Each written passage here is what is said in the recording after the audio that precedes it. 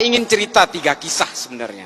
Kisah yang pertama adalah dalam 2 bulan terakhir ini saya dilibatkan oleh pemerintahan Somalia. Saya melakukan Zoom meeting dengan para menteri di Somalia dan juga dari kepresidenan Somalia. Zoom meeting berkali-kali. Mereka ingin tanya bagaimana sih cara Indonesia itu mengatasi kelompok-kelompok teror dan ekstrim ini. Sementara kami, ini menurut Menteri Agama Somalia. Sementara kami satu negara ini Pak, pahamnya sama Pak. Penganut paham Wahabi Salafi. Satu negara. Wallahi, ini saya cerita yang benar. Kalau saya dianggap ngecap. Negara saya sama-sama Pak mengharamkan ucapan Natal. Tidak boleh. Negara saya sama-sama mengharamkan musik. Ini di negara saya. Pahamnya sama. Saya mewakili pemerintahan hanya memegang separuh Somalia. Pemberontaknya yang bernama Al-Shabaab juga punya keyakinan yang sama, memegang separuh lagi wilayah negara saya. Apa? Di mana? Kok mereka itu nggak pernah berhenti bertikai? Padahal fahamnya sama, manhajnya sama, ijtihadnya sama, alirannya sama, kitab-kitab tafsirnya sama. Irisannya di mana? Mereka saling mengkafirkan satu sama lain. Ini loh efek dari yang namanya paham al-wala wal bara. Siapa pencetusnya? Ibnu Taimiyah. Bantah saya. Kalau yang mau bantah, baca dulu kitab-kitabnya Ibnu Taimiyah. Mengapa Ibnu Taimiyah menulis ini? Mengapa? Ini yang di Zoom, tolong perhatikan. Ibnu Taimiyah hidup pada masa keruntuhan Bani Abbasiyah dari serbuan bangsa Mongol tahun 1258. Dan ketika itu Ibnu Taimiyah hidup pada masa periode peperangan orang Eropa dengan orang Arab Islam untuk memperebutkan Yerusalem. Ini kuncinya. Makanya kalau kita baca semua kitab-kitab Ibnu Taimiyah itu betul-betul selalu menggugah keterpurukan politik Islam pada masanya. Makanya kalau di TV saya sering bilang gini adik-adik, kita ini semua bukan penganut agama sebenarnya. Kita ini adalah penganut tafsir-tafsir agama. Maka kita kemudian semua berbeda-beda. Sesama agama Islam pun tafsirnya berbeda-beda. Makanya kita ini adalah penganut tafsir-tafsir agama. Kalau kalian tanya saya, Islam ini agamanya apa? Islam. Ada pertanyaan lanjutan, NU apa Muhammadiyah? Sunni apa Syiah? Belum bicara manhaj, belum bicara ijtihad, belum bicara mazhab. Syafi'ikah, Malikikah, Hanafikah, Hambalikah? Ini tafsir-tafsir semua. Sesama Islam, sesama Syafi'i, sesama NU pun masih ada yang satu pengusung khilafah, yang satu bukan. Ini tafsir lagi. Ini loh. Makanya kemudian kita itu, saya sering sekali saya berbicara di media ini. Janganlah kemudian kalian mengklaim kebenaran-kebenaran itu. Karena Allah itu betul-betul menekankan dengan cetak tebal dalam Al-Quran itu. Bahwa saya menciptakan manusia ini dalam segala perbedaannya. Baik bersuku-suku, berbangsa-bangsa, dengan tafsir-tafsirnya, beragama yang berbeda, dengan konsep lita'arofu. Ini loh. Lita'arofu itu apa? Saling mengenallah kalian, berinteraksilah kalian dengan segala perbedaannya. Perbedaan ini sunnatullah. Adik yang tidak pakai hijab, Islam. Hah? Hindu. Saya tahu, dia Hindu, nggak pakai hijab, karena dia itu lahir dari orang tua beragama Hindu. Yang di depannya kan pakai hijab, karena lahir dari orang tua beragama Islam. Ini takdir-takdir kelahiran dan keimanan itu tidak bisa dipisah begitu saja, Dek. Lalu kalau kalian merasa paling benar, mengklaim paling kebenaran itu ada di pihak saya, kalian akan belajar tentang kebencian dan perbedaan itu dan kalian melawan sunnatullah. Ini loh yang kita ingin gugah hari ini, kenapa saya harus datang ke sini. Dan semua klaim-klaim kebenaran, hegemoni kebenaran itu kemudian datang berlipat-lipat, berlapis-lapis dengan kepentingan-kepentingan politik. Makanya kemudian ajaran-ajaran Ibnu Taimiyah itu diimplementasikan dalam gerakan-gerakan kemerdekaan Saudi dari cengkraman Kekaisaran Ottoman pada zamannya. Lalu kemudian keterpurukan politik Islam di Mesir dijadikan juga sebagai acuan-acuan oleh Said Qutb dalam Jahiliyatul Qarnil dari Fidilalil Quran dan juga Malim fil Thariq. Dari situ kemudian berkembang ditulis oleh Muhammad Qutb dengan Jahiliyatul Qarnin Isrin. Ditulis ulang oleh Al-Qaradawi, Ayman Al-Zawahiri, diimplementasikan oleh Osama bin Laden, oleh Abu Bakar Naji dalam Idarat At-Tawahhus, kemudian semua bergulung-gulung dengan kebencian-kebencian dan brutalitas. Itulah yang menciptakan teror itu. Lalu ada pertanyaan, Pak, Wahabi Salafi itu kan tidak mengajari kita tentang kekerasan. Iya dek, memang iya. Memang iya, di situ tidak mengajarkan kekerasan. Tapi lihat produk akhirnya.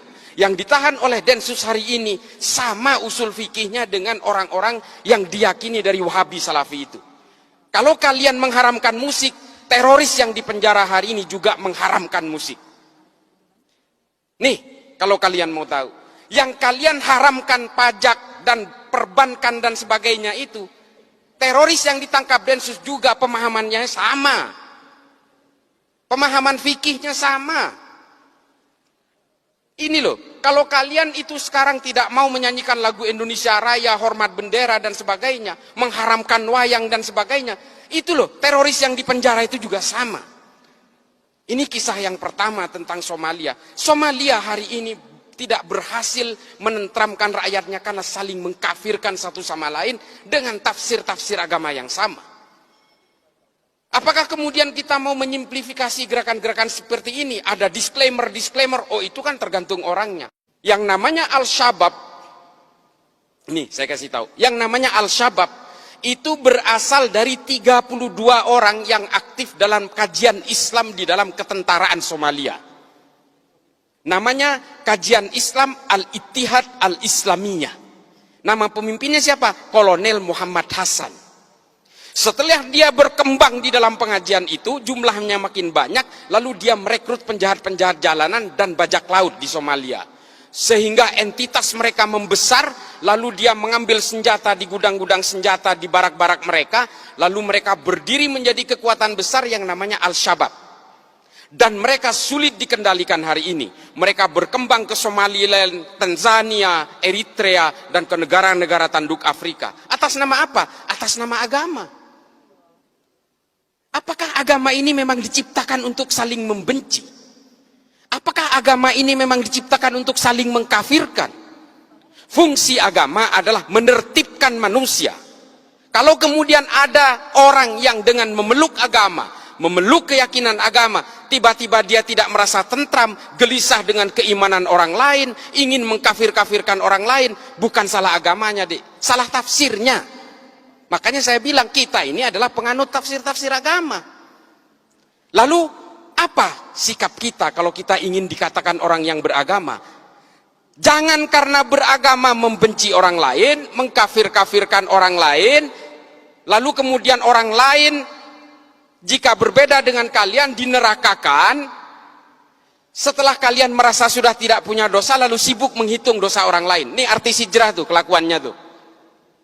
Dulu pemain musik setelah merasa hijrah mengharamkan musik. Teman-temannya yang lagi bermain musik diharam-haramkan, dineraka-nerakakan.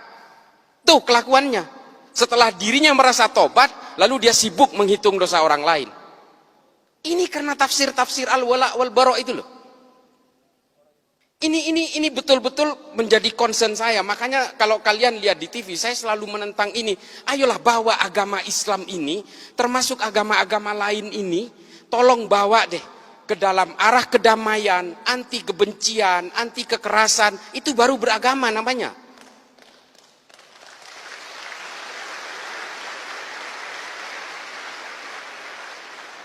Memang terrorism has no religion.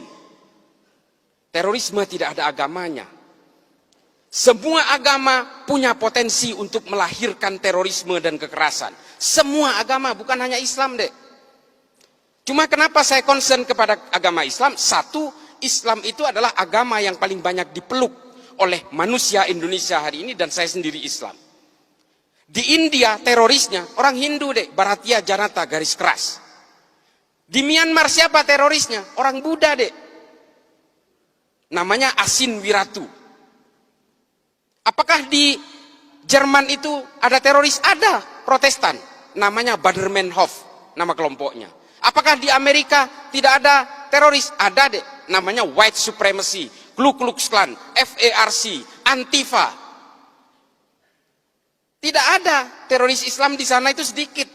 Makanya yang nyerang 9/11 itu dari Saudi semua. Saya ada di sana waktu itu. Saya tinggal di Amerika kurang lebih 6 tahun. Ketika 9/11 saya tinggal di sana. Saya dulu pernah terpapar dengan ajaran-ajaran Ma'alim fil Thoriq ini. Saya meyakini bahwa kalau Islam ingin berjaya, maka Islam harus tegak secara politik. Itu keyakinan saya dulu. Kalau lihat Gus Dur di TV, saya matikan TV-nya. Ini antek Yahudi ini. Saya dulu begitu. Ketika ada orang-orang Islam yang moderat, wah saya matikan TV-nya. Cak Nur apalagi, paling saya benci itu. Nurholis Majid, Allah yarham. Buya Syafi'i Ma'arif, saya ganti channelnya, saya mending nonton yang lain. Itu dulu saya seperti itu. Tapi kemudian saya berusaha mempelajari semuanya. Saya baca buku kanan, buku kiri, buku tengah, saya baca semua. Das Kapital saya habiskan. L'état de Révolution saya habiskan. Ma'alim fil Thoriq, Jahilatul Qarnil Isrin, saya baca semua. Hingga akhirnya apa? Kepala saya menjadi melting pot dari kesadaran-kesadaran kognitif, bahwa manusia dan takdir-takdir keimanannya ini selalu berbeda. Kalau saya lahir di Meksiko, saya pastikan 1000% saya Katolik. Saya tidak bisa nantang soal hidayah. Ini benar-benar prerogatifnya Allah. Tapi kalau saya lahir di Argentina, saya Katolik deh. Lalu kemudian dengan takdir-takdir kelahiran itu, apakah kita kemudian seolah-olah, oh karena saya Islam, sejak lahir saya Islam, maka saya yang akan paling menghuni surga. Kalau orang yang berbeda dengan saya pasti masuk neraka. Selalu punya niatan-niatan seperti itu. Demikian juga dengan orang yang Kristen, kalau kalian mau percaya.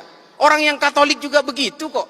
Inilah konsep-konsep dasar keyakinan itu. Lalu, apakah saya menganggap semua agama benar? Bukan itu konsepnya. Setiap orang yang memeluk agama pasti menganggap keyakinannya paling benar.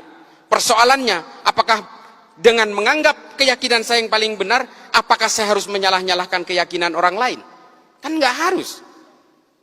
Itu adalah kesalahan besar, offsetnya di situ. Dengan mengatakan istri saya cantik, saya tidak harus mengatakan istri orang lain jelek kok. Ini loh analoginya. Maka kemudian Habib Ali Al-Jufri membuat sebuah buku, judulnya Al-Insaniyah Qabla Tadayyun. Mengenal kemanusiaan lebih dulu sebelum mengenal agama. Karena apa? Kelahiran kita dan konsep-konsep keimanan ini berbanding linier. Kita beragama Islam karena lahir dari negara dengan mayoritas Islam dan dari orang tua beragama Islam. Kalau kita ini lahir di negara-negara dengan beragama Hindu misalnya, di India, kita lahir di Jammu misalnya, bisa jadi kita ini Hindu. Atau lahir di Bali, bisa jadi Hindu. Sementara kita tidak pernah ditawarkan mau lahir dari orang tua beragama apa. Tiba-tiba kita lahir brojol Islam, ikut keimanan orang tua, lalu I'm the man. I'm the holder of universe. Ini loh penyakit-penyakit orang yang kemudian menghegemoni keimanan bahwa dia itu adalah pemegang kebenaran tunggal. Makanya kalau kita ingat tulisannya Thomas Aquinas dalam Summa Theologica, saya paling memegang ini. Meskipun Santo Thomas Aquinas ini adalah seorang Katolik, bukunya itu saya habiskan. Saya itu pembaca buku dek. Ya saya nggak jumawa ya. Saya itu 1000 halaman rata-rata per bulan. Saya baca buku itu. Makanya saya merasa I'm feeling free. Saya merasa merdeka dengan berbagai bacaan yang saya baca ini. Saya betul-betul tidak terbolgol oleh keyakinan-keyakinan sepihak. Kata Thomas Aquinas apa?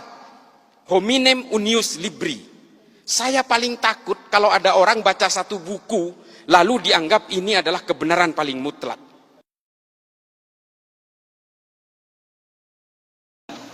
Kelompok ini gampang betul membid'ah-bid'ahkan amaliyah orang yang beda dengan dia. Nanti saya kasih bukti-buktinya, Pak. Yang kedua, kelompok ini gampang mengkafirkan yang berbeda golongan sama dia. Dan yang ketiga, mereka berani melawan pemerintah yang sah. Ini ciri pokoknya. Alhamdulillahi Rabbil Alamin, wa bihi nasta'inu ala umurid dunya waddin, wassalatu wassalamu ala asyrafil mursalin Sayyidina Muhammadin wa ala alihi wa sahbihi ajma'in. Amma ba'du. Yang saya hormati Imam Rawatib kita Ustaz Tubagus Mursalin, bapak-bapak dan ibu-ibu jamaah salat zuhur Masjid At-Tanwir rahimakumullah. Apa kabar Bapak Ibu, sehat? Alhamdulillahirabbil alamin. Baik, kita melanjutkan materi yang kemarin. Karena kalau saya habisin kemarin kepanjangan ceramahnya, Pak. Jadi saya lanjutkan hari ini. Kemarin sampai pada titik 3 di antara ciri khawarij. Closingnya di situ kemarin. Kita kembangkan di titik itunya. Yakni yang pertama kemarin saya sebutkan, kelompok ini gampang betul membid'ah-bid'ahkan amaliyah orang yang beda dengan dia. Nanti saya kasih bukti-buktinya, Pak. Yang kedua, kelompok ini gampang mengkafirkan yang berbeda golongan sama dia. Dan yang ketiga, mereka berani melawan pemerintah yang sah. Ini ciri pokoknya. Baik, kita mulai. Artinya kelompok ini memiliki cara beragama yang eksklusif, tidak menghargai keberagaman, tidak menghargai ikhtilaf. Yang namanya Islam itu, di dalam Islam ini apalagi perkara fikihiyah, Pak, ada ikhtilaf, ada perbedaan pendapat. Makanya ada yang disebut dengan madhab. Madhab itu apa? Kumpulan pendapat. Kumpulan pendapat Imam Hanafi, kumpulan pendapat Imam Malik, kumpulan pendapat Imam Syafi'i, kumpulan pendapat Imam Hambali. Dan tidak ada yang mengklaim madhabnya itu adalah kehendak Tuhan. Jadi mereka nggak pernah menuhankan diri mereka. Pendapat kami benar menurut kami, kata Imam Syafi'i, tapi masih mungkin salah. Nggak pernah mensakralisasi pendapat. Pendapat selain kami mungkin salah menurut kami, tapi masih boleh mengandung kebenaran. Saking bijaksananya ulama zaman itu, Pak. Saya ambil contoh misalnya, orang sholat subuh pakai kunut, bagus. Yang subuhnya nggak pakai kunut, bagus. Yang nggak bagus, yang nggak sholat subuh. Mestinya kan logika nalar warasnya begitu. Tapi bagi mereka, Pak, yang kunut itu bid'ah. Nalar warasnya kan mestinya begitu. Tidak boleh kita mengatakannya bid'ah. Yang Jumat azan sekali, bagus. Yang Jumat azan 2 kali, bagus. Tapi bagi mereka yang eksklusif, azan 2 kali itu nggak disunnahkan. Padahal itu ijma' sahabat loh. Ijma' sahabat di zaman Utsman dan Masjidil Haram sampai sekarang azan masih 2 kali. Termasuk habis sholat ini. Saya sering betul ngedengar ustadz mereka menyampaikan zikir habis sholat itu bid'ah, Pak. Yang jahar bareng-bareng tadi itu, kayak dipimpin oleh Ustadz Tubagus Mursalin, itu mereka katakan bid'ah. Padahal jelas betul hadisnya itu, anna raf'a sauti bidzikri hina yang sarifunasu minal maktubat kana ana ahdin nabiyyi sallallahu alaihi wasallam. Bahwasanya mengeraskan suara, tak ulang lagi, mengeraskan suara ketika berzikir saat orang-orang selesai dari mengerjakan salat fardu 5 waktu, itu sudah dikerjakan sejak zaman Nabi sallallahu alaihi wasallam. Sahih Al-Bukhari nomor hadis 841, Sahih Muslim nomor hadis 583. Tapi mereka bid'ah kan, Pak? Mereka pokoknya yang selain pendapat dia salah semua. Ini ciri Khawarij itu. Termasuk juga kalau berdoa nggak pernah mau ngangkat tangan. Coba Bapak-bapak perhatikan. Kelompok-kelompok eksklusif itu yang seakan-akan sudah mengkapling surga, seakan-akan sudah jadi panitia surga gitu. Saya perhatikan mereka itu kan kayak panitia surga, Pak. Hanya kelompok mereka saja yang bakal masuk surga itu. Yang lain salah semua. Walaupun kata guru saya jangan mau jadi panitia surga. Karena yang namanya panitia surga itu Pak sibuknya di luar, nggak pernah ke dalam soalnya. Kan namanya panitia. Masa panitia duduk di kursi tamu, nggak sopan itu kan. Yang namanya panitia ya sibuk lah nyambut tamu di luar sono. Artinya memang mereka sudah merasa klaim surga. Kayak perkara-perkara tadi membaca Al-Quran dikubur dan lain sebagainya. Mereka katakan itu bid'ah. Padahal sebetulnya saya ingin tegaskan sama bapak-bapak sekarang, tidak ada satupun dalilnya, Pak, yang melarang baca Quran di kubur. Jadi jangan sampai bapak-bapak pulang haji, pulang umroh jadi radikal gara-gara ziarah ke Baqi' Al-Gharqad samping Masjid Nabawi. Kan ada papan gede banget tuh, bahasa Arab, Inggris, Indonesia. Di poin nomor 4 kalau nggak salah ada tulisan dilarang dalam kurung diharamkan baca Quran di kubur. Uy, ini biang keroknya, ini pikir saya. Dalilnya papan pengumuman. Lo coba kita ngacu ke jumhur ulama, 4 madhab, tidak ada yang mengatakan haram baca Quran di kubur. 4-empatnya mengatakan sunnah. Malah kalau Imam Hambali itu baca Quran di kubur itu setidak-tidaknya sependek-pendeknya baca kulhu 11 kali. Tidak ada khaltumul maqabir. Apabila kalian semua memasuki perkuburan, bacalah Al-Ikhlas 11 kali. Nanti semua ahli kubur mengucap terima kasih sama kita. Cuman nggak kedengaran ucapan terima kasihnya, Pak. Kalau kedengaran tabur orang ziarah, Pak. Suara apa dari dalam kubur itu? Ada seorang sahabat hendak menghatamkan Quran. Dia bikin tenda biar hujan nggak kehujanan, panas nggak kepanasan. Maka lantas kemudian dia sadar kalau itu pemakaman. Karena dia sadar itu pemakaman, maka dia meninggalkan. Lantas dia kemudian mendatangi Nabi, ya Rasulullah, halak tuh celaka saya. Lu ngapa? Kata Nabi, saya ini baca Quran ya Rasul, tapi saya nggak sadar kalau itu pemakaman. Kira-kira apa penebus dosa bagi saya karena saya sudah baca Quran di kubur? Senyum Nabi, Pak.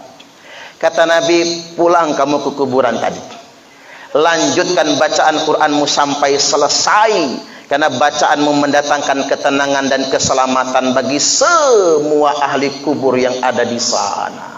Sunan At-Tirmidzi juz yang kelima halaman 289. Jelas hadisnya. Kita yang baca Quran di kubur, baca Yasin di kubur, jelas hadisnya. Tapi mereka bid'ah kan. Saya sudah ngobrol, Pak, sama dedengkot-dedengkotnya. Kata saya, tunjukkan satu aja dalil yang mengharamkan baca Quran di kubur. Nggak bisa nunjukin, Pak. Ya tadi itu saya ingin kembali ke ngangkat tangan juga tadi ya. Ngangkat tangan coba. Padahal ngangkat tangan itu sepakat 4 mazhab. Sunnah kalau berdoa ngangkat tangan. Coba kita lihat mereka. Kalau berdoa nggak mau ngangkat tangan, karena salah menafsirkan hadis Nabi. Karena mereka tidak bermadhab. Nggak mau ikut Imam Hanafi, nggak ikut Imam Malik, nggak ikut Imam Hambali, nggak ikut Imam Syafi'i. Karena kalau kita tidak bermadhab, otomatis kita harus mendirikan madhab sendiri. Misalnya saya nih, Pak, saya punya slogan tidak bermadhab. Karena saya mungkin pinter, ini mungkin aja ya, Pak. Terus saya banyak murid. Akhirnya murid saya bermadhabnya sama saya. Nama madhabnya madhab Suparman. Gatel, Pak, kuping dengarnya itu. Suparmani ya. Mending madhab Syafi'i, madhab Maliki, madhab Hambali. Jadi ciri yang pertama mereka ini eksklusif sekali. Merasa paling benar. Pokoknya yang gak sepaham dia salah. Imam Syafi'i dia koreksi. Hebat amat, Pak. Ada orang sekarang bisa nyalah-nyalahin Imam Syafi'i. Luar biasa. Itu namanya takabur menurut saya. Ulama sehebat Imam Syafi'i mereka koreksi, mereka salah-salahkan. Nah, apa solusinya agar kita nggak eksklusif? Ya kita harus bijaksana dengan perbedaan. Lana a'maluna walakum a'malukum. Ya masing-masing aja, buat kami amalan kami, buat Anda amalan Anda. Tidak perlu merasa paling benar.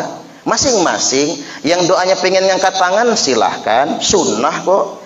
Yang nggak mau ngangkat tangan ya nggak apa-apa, yang penting dia doa, tapi jangan dibid'ahkan. Saya pakai rumus beginilah, kita boleh membela amal kita sendiri, tapi tak boleh kita menyalahkan amal orang lain. Setuju nggak kira-kira? Kayak hidup bertetangga, Pak, daripada ngurusin rumah tangga orang, mending kita ngurusin rumah tangga kita sendiri. Ngapa kita open sama punya orang? Makanya ada pepatah orang di pasar, laki-laki yang rajin mencium istrinya relatif lebih panjang umur dibandingkan dengan laki-laki yang mencium istri tetangganya. Ini kira-kira kita sepakat nggak kira-kira? Woi, dibacok orang gitu, jangan macam-macam. Atau begini Pak, karena bapak-bapak kan tidak sempat kan bukain semua kitab karena sibuk dinas ya. Namanya kita tugas dinas, ini juga tugas negara, ibadah ya. Berhusnudzon saja bahwasanya yang beda dengan kita itu pasti ada dalilnya. Jadi nggak perlu saling menyalahkan. Saya ambil contoh misalnya ada yang celananya pengen cingkrang, ada yang enggak. Ya kita ngeliat orang cingkrang ya silahkan dia cingkrang. Cuman kalau PNS jangan nemen banget ya Pak. Masa PNS pakai celana seragam setengah betis. Yang gak enak kan, namanya PNS kan punya uniform, punya seragam kan, setengah betis. Kadang-kadang begini, saya cepat ngayal itu. Emang begitu tah Nabi dulu cara berpakaiannya? Pakai, kadang-kadang ada orang sholat ke masjid pakai kaos oblong, celana cingkrang persis kayak petani lagi mau nyangkul di sawah. Mohon maaf, emang kayak gitu tah? Jadi harus bijaksana juga mengamalkan cingkrang atau enggak cingkrang itu. Karena Nabi dulu yang cingkrang itu izar, sarung, sama komis, gamis panjangnya. Bukan sirwal saja, sirwal itu dalaman. Nah kita ini pakai sarung kagak, pakai gamis juga enggak, tapi cingkrang, salah itu. Karena ngapa tidak mengacu kepada sunnah Nabi? Ya kalau isbal itu haram Pak. Coba bapak-bapak naik haji atau umroh. Semua orang Arab itu Pak, Arab asli itu enggak ada yang cingkrang. Iya kan? Coba lihat, pakai gamis semua nggak ada yang cingkrang, karena mereka tahu isbal yang haram itu isbal karena sombong, bukan pakaiannya, tapi sombongnya yang diharamkan. Ya kita mesti berpikir untuk bijaksana sebetulnya. Nah yang berikutnya ciri mereka ini mudah betul mengkafirkan yang nggak sepaham sama dia. Ujung-ujungnya habis tabdi', habis membid'ahkan Pak. Mereka akan mengkafir-kafirkan yang beda dengan mereka. Inilah pesan akas saya. Kan akas saya itu orang Komering Pak, sama dengan wai kanan ya, mirip bahasanya, 90% sama. Jadi kata akas saya, Cung, benar kamu mengurus agama, benar kas kata saya. Kalau beragama itu satu pesan akas kata dia, kalau jadi ustadz, ngapa? Jangan pernah merasa paling benar. Lu ngapo kas? Ya kamu belajar dewek lah kata dia biar ngerti. Begitu saya pikir-pikir, iya juga Pak. Orang kalau merasa paling benar, dia mudah nyalahin orang. Itu alamiah itu. Orang kalau sudah merasa paling beriman, dia gampang mengkafirkan orang. Orang kalau sudah merasa paling sunnah, dia gampang membid'ahkan orang. Kadang-kadang begini, mohon maaf betul, ngaji juga nggak pernah ke pondok Pak. Tapi lagunya itu loh. Kalau kita tanya, lu belajar di mana? Internet. Nanti kalau mati ditanya malaikat, guru kamu siapa? Syekh YouTube al-internet. Kiainya Kiai Haji Google, ustadznya ustadz Facebook LCMA. Kadang-kadang saking sempitnya. Makanya ada anekdot ini. Ada tukang cukur, lagi nyukur rambut, dia ngomong sama yang dicukur. Kata si tukang cukur, tepuk bahu, Puk, Pak, mau tahu nggak apaan anak paling goblok di dunia? Lu mana anaknya? Tuh di luar, Bejo namanya.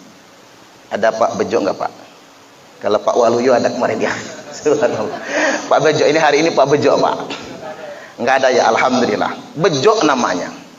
Ternyata Bejo ini anak kelas 5 SD. Lo kok sampean tahu bejo anak paling goblok? Ya udah gua tes tiap hari, bejo masih goblok juga, kata tukang cukur. Emang kayak mana lo ngetesnya? Yuk kita tes lagi. Panggil, Jo sini. Masuklah bejo pak, anak-anak ini tadi. Ada apa mang? Sama tukang cukur ditawarkan. Di tangan kanannya uang 5.000, di tangan kiri uang 1.000. Milih Jo. Sama bejo pak, dipilih yang 1.000. Nah kan pak, kata tukang cukur, emang goblok bejo ini. Ada yang 5.000 tapi dia pilih yang 1.000. Iya juga, kata yang dicukur. Selesai cukur rambut dia bayar, keluar. Di luar ketemu bejo lagi. Muncul rasa penasaran. Jok sini dulu. Ada apa om? Ini duit berapa Jok? 5.000 om. Nah yang ini Jok 1.000 om. Kira-kira gede yang mana Jok? Ya gedean yang 5.000 lah om, kata dia. Masa gedean yang 1.000? Nah itu lo tahu, kata yang dicukur tadi. Ngapa lo tadi pilih yang 1.000 bukan yang 5.000 aja? Ketawa bejo. Oi om, kalau itu mah, kalau gua pilih yang 5.000 berhenti mamang tukang cukur itu ngetesin saya. Ini ternyata pak cerdas bejo ini, enggak goblok enggak. Tapi kalau gua pilih yang 1.000 tiap hari gua dites, mending gua dapat 1.000 yang penting tiap hari daripada 5.000 tapi sekali, kata yang dicukur. Oi, yang goblok bukan bejo, kata dia. Yang goblok tukang cukur. Nah sama, beragama juga begitu pak. Nuduh-nuduh orang lain goblok, kita yang goblok. Nuduh-nuduh orang lain kafir, kita yang kafir. Nuduh-nuduh orang lain bid'ah, kita yang bid'ah. Hati-hati dengan cara beragama yang eksklusif. Baik, saya ingin masuk ke puncaknya ini. Mereka setelah mengkafirkan, mereka akan melawan pemerintah yang sah. Saya bacakan hadisnya biar mantap ini. Nabi sallallahu alaihi wasallam telah bersabda, sayakhruju qaumun fi akhiriz zaman, akan segera keluar sekelompok orang di akhir zaman. Al ahdatsul asnan, usia mereka masih muda-muda. Sufahaul ahlam, otak mereka rusak, udah dicuci otak pak. Jadi mereka itu orang pinter banyaknya, tapi otaknya sudah kebalik-balik, dicuci otak. Saya pengen kasih tahu bapak-bapak biar nggak bingung gimana cara cuci otak itu. Mau saya kasih tahu. Begini contohnya pak. Kalau bapak-bapak saya tanya, milih Al-Quran atau pilih Pancasila? Jawab jujur pak. Milih Al-Quran apa Pancasila? Pilih Al-Quran atau Pancasila? Al-Quran dong. Masa Pancasila? Kan Pancasila bikinan manusia kan? Al-Quran wahyu Allah, pilih Al-Quran. Milih bela Islam atau bela NKRI? Kalau bela NKRI kafir pak. Milih bela Islam atau bela NKRI? Bela Islam dong. Milih taat sama Allah atau taat sama pemerintah? Taat Allah dong. Nggak nyampe 2 menit jadi teroris semua bapak-bapak. Percayalah, itu cara cuci otak itu. Itu kan pertanyaan jebakan sebetulnya pak. Dan begitulah cara mereka mencuci otak. Makanya banyak anak muda sekarang tercuci otaknya. Jadi jangan heran pak, kalau jadi teroris itu polisi bisa jadi teroris, TNI bisa jadi teroris, bisa. Karena itulah cuci otak. Ya kalau kita suruh milih Quran apa Pancasila? Ya Pancasila, Al-Quran dong. Milih bela Islam atau bela negara, bela NKRI? Ya bela Islam dong. Milih taat sama pemerintah atau taat sama Allah? Taat Allah dong.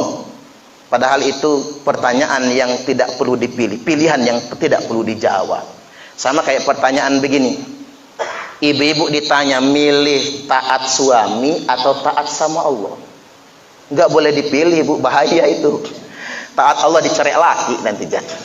Taat suami kafir sama Allah. Jawaban yang benar, taat kepada suami adalah wujud ketaatan kepada Allah. Sama kayak anak ditanya, milih berbakti sama orang tua atau milih taat sama Allah? Jawaban yang benar, berbakti kepada orang tua adalah perintah Allah. Milih taat pemerintah atau taat Allah? Taat kepada pemerintah merupakan hierarki, turunan, derivasi ketaatan kepada Allah. Ati'ullaha wa ati'ur rasula wa ulil amri minkum. Taatlah Allah, taatlah Rasul, dan taatlah pemerintah yang ada di antara kalian semua. Jadi mentaati pemerintah itu perwujudan ketaatan kepada Allah. Dan pemerintah yang mana yang harus kita taati? Minkum, kekinian dan kedisinian. Kalau di Lampung ya Gubernur Lampung. Kalau di Indonesia ya Presiden Republik Indonesia. Jadi nggak boleh orangnya orang Indonesia tapi ngebanggain Presiden Turki, Erdogan. Tahu Erdogan nggak Pak? Kelapa muda ya. Ya Erdogan yang dia banggakan, ya pindah aja dia ke Amerika. Ada juga orang Lampung Pak yang dibanggain Presiden Amerika, Ajobidin. Karena orang Lampung yang jadi presiden ya Pak. Ya pindah dong ke Amerika sono. Kita punya presiden sendiri, punya gubernur sendiri. Karena minkum ini ngikat ketaatan kepada pemerintah. Terus begini, milih bela Islam atau bela NKRI? Membela negara merupakan salah satu kewajiban yang ditetapkan di dalam Islam. Makanya ada slogan hubbul waton minal iman, cinta tanah air merupakan bagian dari iman. Milih Al-Quran atau Pancasila? Pancasila itu bukan agama, dan Pancasila itu tidak untuk menggantikan agama, namun Pancasila itu sesuai dengan tujuan agama. 5 sila Pancasila ada semua di Quran. Ya kapan-kapan kita kupas. Kalau di sini kepanjangan nantinya. Tapi yang jelas dulu Nabi mendirikan negara Madinah, dasar negaranya bukan Al-Quran. Tapi negara Madinah itu dasar negaranya Sahifatul Madinah, piagam Madinah. Dijiplak oleh pendiri negara kita punya dasar negara piagam Jakarta yang mengerucut menjadi Pancasila. Sesuai dengan ajaran Islam. Saya kembali ke hadis tadi, tak tuntaskan bacanya. Sufahaul ahlam, otak mereka sudah rusak. Yaquluna min qauli khairil bariyah, mereka selalu berkata dengan perkataan sebaik-baiknya makhluk. Quran hadis kalau ngomongnya, padahal mereka menipu. La yujawizu ibadahum anajirahum, iman mereka itu sebenarnya tidak pernah melintasi kerongkongan mereka. Yamrukuna minad dini kama yamruku sahmu minar ramiyah, mereka akan keluar dari agama ini sebagaimana keluarnya anak panah dari busurnya. Apa maksudnya? Hari ini dia sholat bersama kalian, besok dia akan menghalalkan darah kalian. Fa'aina malaqitumuhum faqtuluhum, dimanapun kalian jumpai mereka, perangi mereka. Fa inna fi qatlihim ajran liman qatalahu yaumal qiyamah, karena sesungguhnya memerangi mereka itu sangat besar pahalanya bagi yang memeranginya pada hari kiamat nanti. Kemarin sudah saya sampaikan, jangan tertipu dengan kesolehan mereka. Laisa qira'atukum ila qira'atihim bisai, bacaan Quran kalian tidak ada apa-apanya dibandingkan dengan bacaan Quran mereka. Wala salatukum ila salatihim bisai, salat kalian tidak ada apa-apanya dibandingkan dengan salat mereka. Wala siyamukum ila siyamihim bisai, puasa kalian tidak ada apa-apanya dibandingkan dengan puasa mereka. Yahkiru ahadukum amalahu min amalihim, salah seorang di antara kalian pasti minder kalau membandingkan amalnya dengan amal mereka semua. Tapi jangan pernah minder, kata Nabi, kalau mereka sudah keluar, wajib kalian memerangi mereka semua. Syarru qatla tahta adimi sama, seburuk-buruknya kematian di bawah kolong langit ini adalah mati sebagai khawarij, mati sebagai teroris. Wa khairu qatla man qataluhu, dan sebaik-baiknya kematian adalah gugur karena berperang melawan teroris. Baik, terakhir saya bacakan hadis Nabi, man khola'a yadan min ta'atin, barang siapa yang melepaskan tangannya dari ketaatan kepada pemerintah yang sah, laqiyallaha yaumal qiyamati la hujjatalahu, dia akan ketemu Allah di hari kiamat nanti tanpa alasan sama sekali. Waman mata walaysa fi unuqihi bai'atun mata mitatan jahiliyah, barang siapa yang mati tidak ada di lehernya kesetiaan kepada pemerintah yang sah, maka matinya mati jahiliyah. Al khawariju man kharaja minal imam, khawarij itu adalah setiap orang yang keluar dari ketaatan kepada pemerintah yang sah. Baik, demikian, mudah-mudahan ini semua bermanfaat. Lebih jelasnya jangan lupa ya Pak, nonton di channel YouTube saya Ustadz Suparman Abdul Karim, dan jangan lupa di subscribe. Baik, demikian subhanakallahumma wa bihamdika asyhadu an la ilaha illa anta astaghfiruka wa atubu ilaik. Wallahul muwaffiq ila aqwamit thoriq. Wassalamualaikum warahmatullahi wabarakatuh.